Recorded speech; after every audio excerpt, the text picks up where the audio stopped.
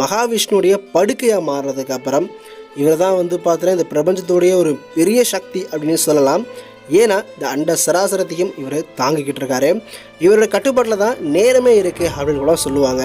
இவரோட சைஸுன்றது விவரிக்கவே முடியாது. அண்ட சராசரங்களை ஒப்பிடும் போதும் இவர் பெருசாக இருப்பாருன்னு சொல்கிறாங்க. ஆதிசேஷனுடைய வால்ல இருந்து அவர் தலைக்கு போய் சேர்றதுக்கு நீங்கள் ஒளி வேகத்தில் போனாலும் பல கோடி வருடங்கள் ஆகும் அவர் தலைக்கு போய் சேர்றதுக்கு. இவர்கிட்டமே space manipulation, time manipulation, reality warping எல்லா சக்தியுமே இருக்குங்க. எல்லா மேனிபுலேட் பவரும் இருக்காரு.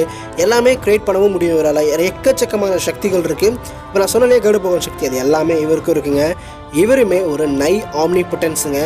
14 லோகங்களுமே வந்து பார்த்தா நம்ம ஆதிசேஷன் தான் தாங்கிக்கிட்டு இருக்காரு அப்படின்னு சொல்கிறாங்க. அது மட்டும் இல்லாமல் இவருக்கு 1000 தலைகள் இருக்குது. ஒவ்வொரு தலைகளுக்கும் தனி கான்ஷியஸும் இவரால் கொடுக்க முடியும், தனி சிந்தனைகளும் இவரால் கொடுக்க முடியுங்க.